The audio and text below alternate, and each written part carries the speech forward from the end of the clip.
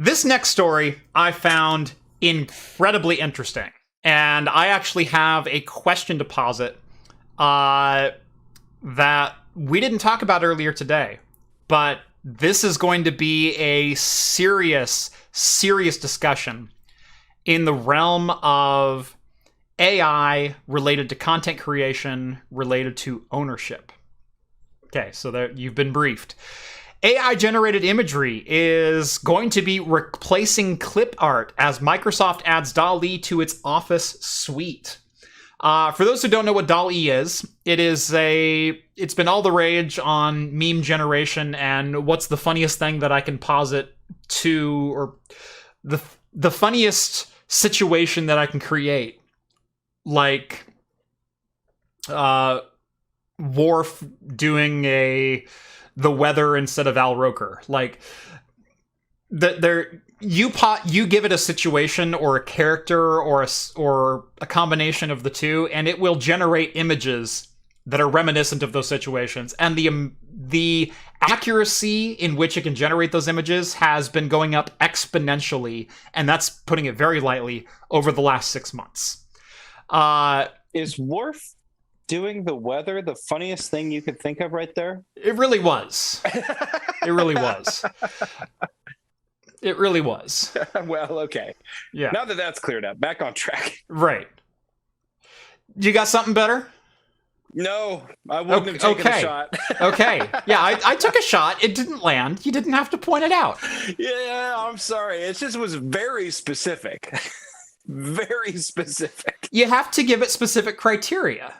That's okay. Fair enough. Okay. No. I could just imagine Katie Couric going like, and for to the weather, on to Worf, what's going on?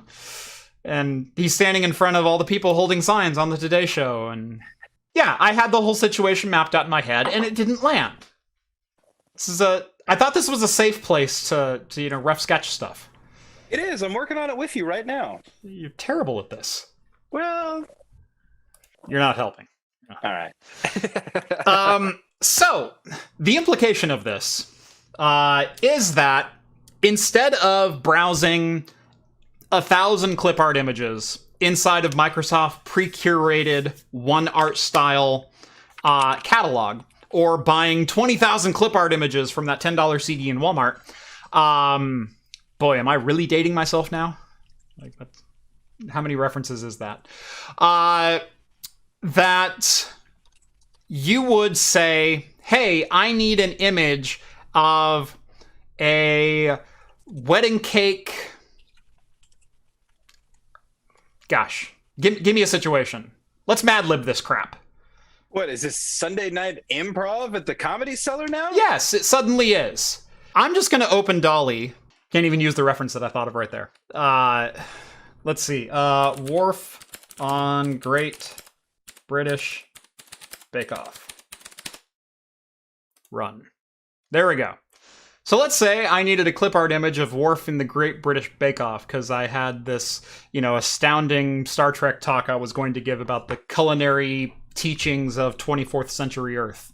I could just type that in and I would get an AI image. Yeah, it's going to be the Klingon influence on Earth cuisine. Right. Now, here's my question. Okay. If I created a presentation in PowerPoint and I used clip art that is generated by DALL-E, hosted by Microsoft. Yes. Who owns the right to that image? Yeah, that's the big problem I have with the whole thing in general. And, that's the focus of the discourse on Twitter, if anybody's not plugged into it. Right. What it really reminds me of, remember when minting NFTs was like really sweeping Twitter for a moment, like right before the Super Bowl? Mm-hmm. And prolific artists who freely made their art available on places like DeviantArt or ArtStation were having their art stolen and minted. And now I'm not saying that that's what this is, but it's pretty well understood that these AI art generators are scraping the web from those art repositories like DeviantArt, ArtStation, and so forth. And they're mashing together all of these different things so that you get Worf on the Great British Baking Show like this. And some of those are just pure nightmare fuel. I love that we have red shirt and yellow shirt Worf all together. Like, yeah, we even got a little like yellowish green down here. Mm-hmm. Mm-hmm. Now look at the picture on the bottom right. What is wrong with that person's face on the left? Oh, it used the same generation for the face. Who owns the rights to this image? Because presumably, if I'm using a tool that Microsoft built into PowerPoint, then I would hold the rights to any images that I embedded in there. That's always been in the end user agreement for that. What if I were to take those images out of PowerPoint and sold them as art? Because could you define a derivative work by the query that you give DALL-E to generate an image? Is that derivative enough of original art to constitute your own creation? Does Microsoft own it because they created the algorithm that will bind them together? I think it's kind of offensive, actually. I saw somebody who was making art for a tabletop role-playing book, you know, like Dungeons and Dragons or whatever. And they were like, if you use my images or my prompts, I expect credit. Mm-hmm. If you use my prompts, I expect credit. I was like impressed with the audacity. Mm-hmm.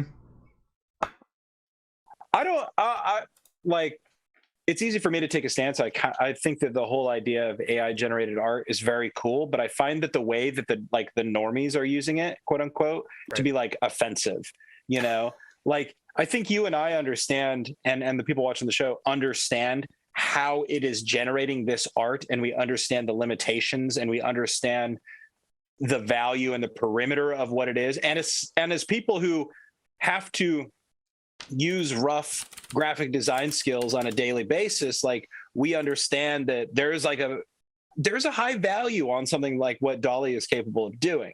Yes. But to take, like, imagine if you were writing a paper and I was like, or like, here's a good Google search, just search this. But if you use that, I need you to cite me in your essay.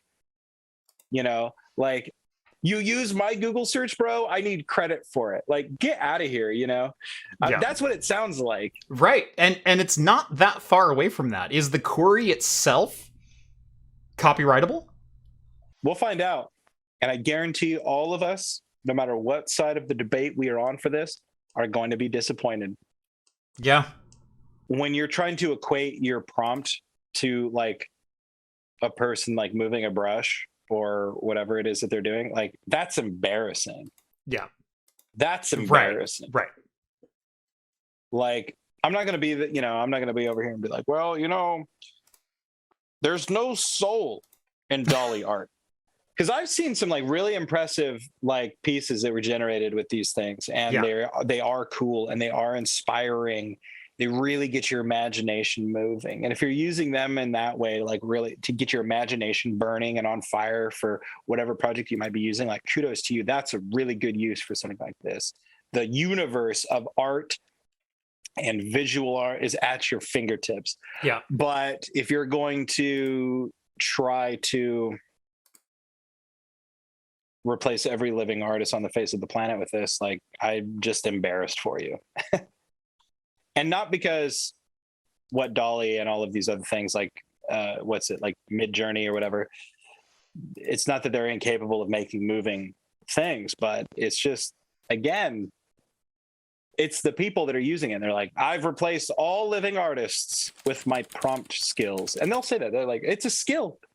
It's right. I had to really refine my prompt. I'm like, congrats, dude. Congrats.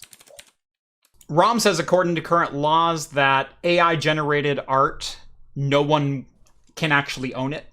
But the problem with that is I could see where in a system where Microsoft replaces clip art with AI generation, and then there's also an end user who is, you know, generating these pictures with prompts inside of their application, you could have, at a bare minimum, 3 parties claiming rights to an image, depending on the prompt and depending on the source material.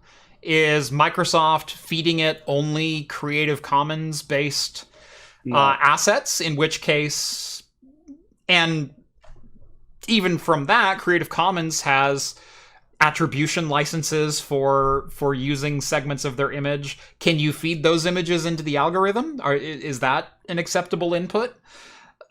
You know, where's the line? Well, advocates of this, the people that I'm mostly criticizing this whole thing, they'll say that they'll push the line back as far as humanly possible. You know, and Rom even says, like, yeah, well, this is what's copyrightable and this is what's not for now. I mean, if you want to see the absurd lengths that a corporation will take copyright and trademark laws, like, all you really have to do is look at the constant battles in the music industry. And I've talked or about Disney and Mickey Mouse with Creative Commons. 100%. 100%.